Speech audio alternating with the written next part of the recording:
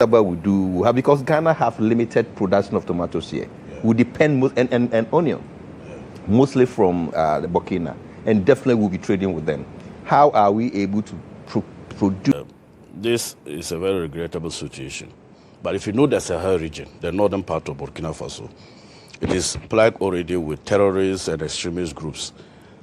And first, I don't want to believe that it was a deliberate attack on Ghana. I think that this is an insurgency they want to do against their government. And if you remember, when Ibrahim Traore came, it is a Russian-backed military takeover. Then the French and then those extremist groups are still available in the northern part of the country. And it is not only what happened yesterday. There are other attacks that has happened. Even, in fact, recently there was one in Taito, or was that same time, yeah. The same, yes, where an extremist went to bomb a whole mosque. When the person claimed to be a Muslim, and you go and destroy the lives of others. Yes, it's a sad story, and I want to express my sympathy with the affected families, but I'm sure so far I haven't heard of any casualty to the highest extreme. But whatever the situation, vice versa, when they are coming back. So I think that's where we must intensify our coordination. Two is also that when your neighbor is suffering and you pay zero attention to it, the next person is coming to is you. And I've always said that Ghana is the luckiest country in West Africa, because if you look at the surrounding, most other countries around us currently are plunged into chaos and insecurity here and there. But we have remained resolute and a firm belief of democracy. For example, the terrorists might not have been attacking because it's a Ghanaian truck. They might be attacking because of the highway that they are using. So if we don't carefully analyze the situation and want to go all out, and then the attention is shifted towards Ghana, we people up north are those who will suffer. Sure. We not export a lot to Burkina, but we get a lot from Burkina Faso, tomatoes and onions and others. So it's an economic question that I think that Burkina authorities must also reflect properly and provide the needed safeguards and security at that route. It's very important for on the trade route that exists between us and Ghana, so that there will be that level of coordination, safety for commuters and business people. I don't want the information to go out that there's a problem between Ghana and Burkina. They must manage it properly so that we don't get to a level that we'll have to have a confrontation with the authorities of Burkina Faso. Hi, how are you? Look, my brother, for me, it is that issue of security that we don't take serious. Ghana is neighbor to Burkina, and the cooperation with our neighbors in terms of security should be ongoing. Yes, they are saying they're out of ECOWAS, but it means that somebody that lives in Sierra Leone that doesn't have to worry with Burkina, or somebody that lives in Sao Tome Principe doesn't have to worry about Burkina. But we have to always worry about Burkina because they are our neighbors. So if we keep addressing neighborly problems through ECOWAS, then we've missed it. Now, if you look at the map, where this town is, it's nowhere near Ghana. I mean, let's be honest. Where the Tetao place is, it's nowhere near Ghana. In fact, it is closer to Mali than it is even closer to Ouaga. Because from Ouaga, looking at the map, from Ouagadougou to Tetao is quite far. So let's put it in context. This is not something happening at our border. It's not. The northern part of Burkina Faso is far, very far. Does it mean it can come down, go past Ouaga, and start heading south to us? Yes, it's possible. But the Burkina government, the Burkinabe government, is dealing with issues that they need the help of everybody to deal with. They cannot deal with it on their own. When they are overrun and because they are dealing with a very huge territory. People don't see how big Burkina Faso is. It's very big. Burkina borders Benin and Togo, borders Ivory Coast, borders Mali, borders Niger. So it sits in that entire space in our Sahel area, right? So Ghana military, so they've always seen us, because as my panelists have said, a lot that they do go through Ghana. So we are a very important part of their country, right? If Ghana shuts its doors to Burkina, they will suffer. They will have to find new routes through Benin and Togo, which doesn't work well for them. Now, even if you look at our laycans, at how petrol comes into the country, we have to make provisions for the Burkina base to bring in their fuel products. So, look, we have a good relationship with the Burkina Bay. We should not only sit back and only make some of these comments when there is an incident that involves us. We don't know what to do with them. We don't know what to do with them. So many. We are recruiting. We don't military. know what to do with them. Yes, we don't know what to do with them. What do we do with our military? Every year we recruit into the military. What do we do with them? We don't go to war. We don't do anything. They just go. You go to people's parties and they are standing there. They are walking around doing also. That one, the military commander has issued directives. Now, is it that you want to go to military as a gallant person wanting to go to military, or because now you've seen it as a way to person wanting to go to military, or because now you've seen it as a way to just get recruited into the service? So much in the military issues of the coordination issues. So much in the military issues of the coordination issues you might not know. You know, Ghana, as Kodjo has said, my honorable has said, we've played a key role in the sub-regional security coordination. We initiated the Accra Initiative. That brought together our Sahel. The 3 pillars of the Accra Initiative was for intelligence coordination, practical operations, and also capacity enhancements. That seemed to have toned down. That's why, in place of that, the president quickly appointed an envoy to the new initiative that is going on. But as we've all said, it's not only about but the kinetic security also have economic role to play. I agree. So all these things are ongoing. All these things are ongoing, but there are no boots on the ground. Yes, we need to deepen the relation to ensure send some of those boys to the fighting areas. I can't say our military are not being useful. But it's true. They'll beat you. They'll beat you. No. Bro, just give us 1 minute. We had ECOMOG. We know the deployment to Liberia at that time to help. My brother has said that the Accra Initiative.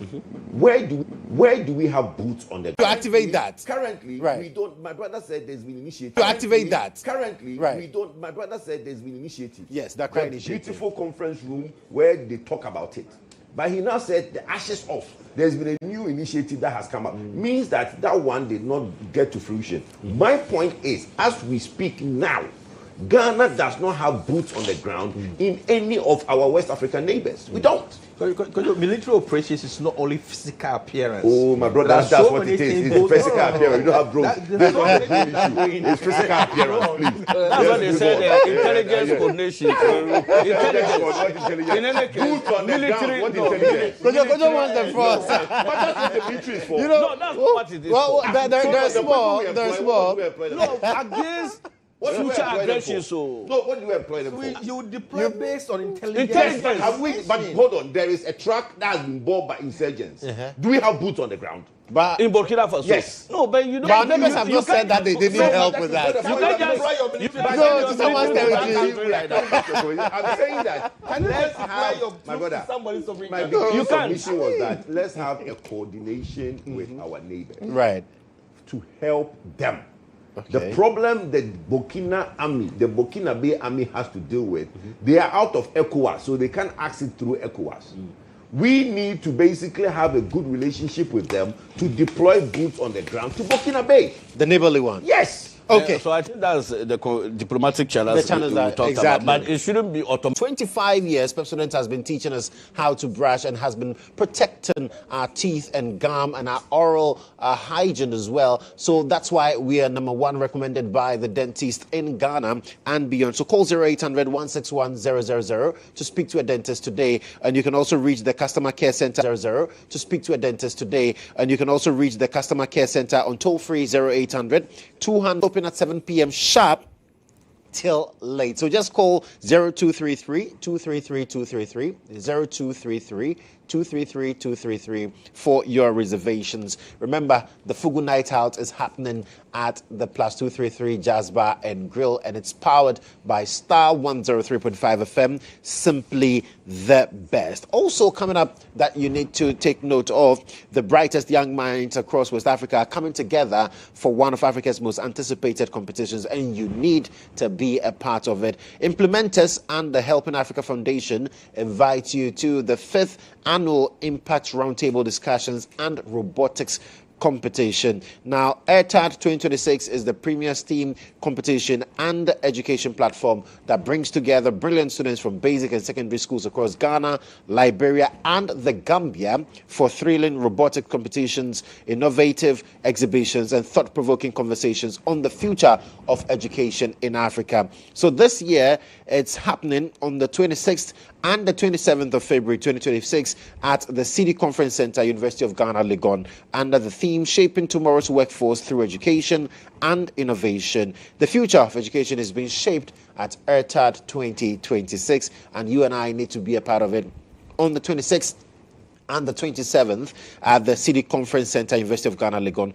So quickly visit www.yamoransa model.org. That is YAMORANSA model.org to register and learn more. My guests are still here in studio with me, but the next topic I would like to start with, Isa, because President Mohammed says that, listen, looking at intra-Africa trade, why should we be trading in Africa by using US dollar? Why are we dependent on foreign currency to trade among ourselves? And he says that we need to reduce that dependency and, in fact, move away completely from that. Very apt call. I think you also agree. I think I said something similar to that earlier. And I'm saying that there was a report done by GHOne who suggested that despite all the trade liberalization ability and like we just discussed in Burkina, these are some of the challenges that affects Africa to integrate trade-wise. Because once we integrate through trade competitiveness, what it means is that Africa will serve as a big market for ourselves. If you look at 17%, it means that it creates an opportunity for you to tap into the remaining 30%. That was Nkrumah's vision, but we couldn't achieve that. Now we have after. The idea behind... Okay, it's not changed. No, so if you look at the purchasing power parity, if I want to trade with Burkina, or came in to reduce that dependency by saying that, no, you can do your payments directly on the platform using your functional currency, and the recipient will also get the money, receiving it in their functional currency. So there is no idea of a middle ground currency. And if we take this seriously, I can tell you we will do a lot of good for ourselves in Africa. Right. Look at Burkina Faso. We buying goods from them, Nigeria, and Naira cannot be paid here, or when you get there, they won't accept it in cedis. It doesn't make sense. So I think that everybody, businesses should adopt the PAP system to make sure that we reduce the dependence on the dollar. Now, finally, this call should go beyond the rhetorics. And I think that has always been the problem. President Mahama, we must also commend him. If you look at what the proposals that he's taken to UN in March and other summits that he is about to do this year.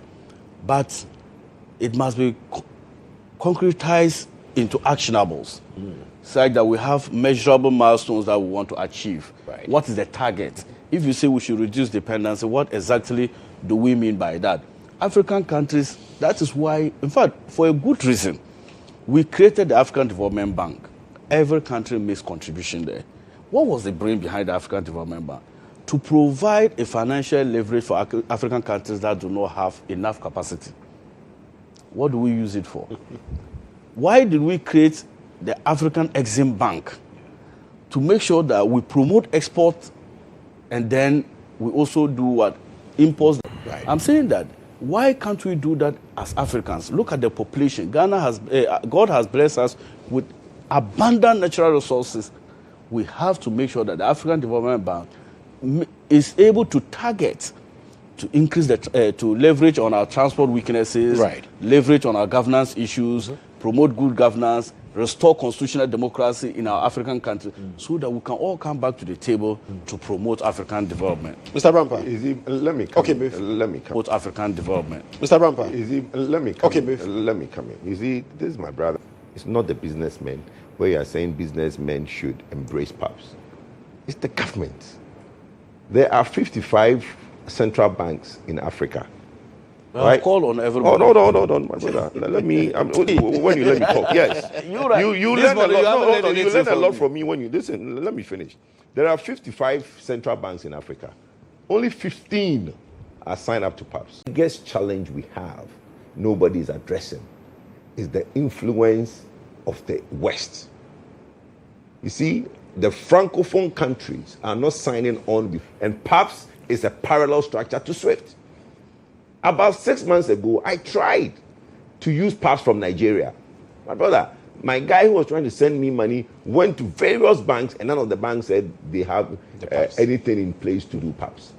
Meanwhile, the Central Bank of Nigeria and the Central Bank of Ghana is signed on to it, but the Central Bank have not directed the local. You have to ship something from Ghana to Nigeria, it will go to Belgium. Do you know that? If you are shipping something from Ghana to Nigeria, it will go to Belgium, Antwerp, before coming back to Nigeria. There is no cabotage between the West African countries. So no ship is moving between the West African countries because cargo is emanating from one point through Antwerp to be relocated back to Africa. So the African countries, we are looking at the wrong thing. If we are talking about free trade, today, try and send cargo from Ghana to Nigeria and see the problems you have along the way, even under ECOWAS. Okay. And how many years have we had ECOWAS? No, so these are... Right. So you are a politician. Let me bring Mr. Brampa. That is why I'm bringing this thing in for you. But I have called on all stakeholders. Let Mr. Brampa have his take. Please have your bite, my brother. We like too much idealistic in practice. When I have the politician, I do. There's very little for you to do. I'm trying not to do politics, but he's bringing politics yes, here. Both of them have laid the ground, but let me take the opportunity to congratulate our president for assuming the second first vice of the African Union. I know it's a precursor to become the president, the chairman in 2027. So let's first congratulate him for that. And most of these ideas that he's espousing in Ghana, when you read his statement, there's the same thing that he wants to carry forward. Yeah. So how, as a host of the AfTA, how do we make it impactful across the 55 African countries? Yeah. And he's been an advocate, the first advocate of the reparations. How is he going to establish the systems that he has advocated for and have approved? So now it's a decade of reparation, giving ourselves 10 years. Coordination of security is very much important. So yes, the structures are there, the ideas are there, the systems are continuously being espoused, but we need to cement the challenges. The trade among ourselves, the challenges, even taking flights from Ghana to, I was going to Seychelles for the Seychelles elections, and I left here and I go to Seychelles the following day. But when I was going to the US, I left here and I go to the US in the morning. So even traveling around our continent itself is a challenge. We need to deal with it. There have been talk of West Africa transport currency pressure, but the structures are not enough for us to be able to start that. And that's where we need to start from. Putting in place the necessary communication, transportation, economic structures to be able to catapult some of these initiatives that we have. That's what Kodjo says, idealistic. It's not idealistic, it's something that we can achieve. I think we always start from the head before we come to the feet. We need to start from the ground, prepare the grounds in order to be able to do some of these things. A second. Yeah. Yes, because you're out of time. Yeah, we can't even do a second. South Africans and others have also formed their own trade destinations. Right. So I'm saying that Ghana and many other African countries, we can start little. The blocks. Yes, the blocks. 60. ECOWAS is a fine opportunity. Or you create 5 or 10 countries and introduce those. In fact, that is what we encourage other countries to participate. And Russia and India currently are rivaling seriously against EU. Right. Vero, Isa, thank you so much for your submission. Mr. Brampa, thank you. And for your submission, Mr. Brampa, thank you. And of course, Kodjo, and everything keeps on moving smoothly because there's no buffering. The internet access is super smart. That's what MTN broadband has for you. So quickly, get the MTN unlimited fiber internet packages whether you're a new or existing customer. Just log on to MTN app now and tap broadband or dial *5057# to get your preferred unlimited fiber package. Remember, Valentine might be over, but of course, internet access still very important. MTN says terms and conditions apply, and they are everywhere you go. Now, for those of you who thought that, well, the Valentine season, the month of February, is only for couples and stuff, well, Gold Board Jewelry says, forget about that myth. This week, Gold Board Jewelry is also celebrating family love and friendship. So show appreciation to your parents, your siblings, your best friends, or even me with timeless gold pieces. Love comes in many forms, and Gold Board has gold for all of them. So what you need to do, take important notice of this.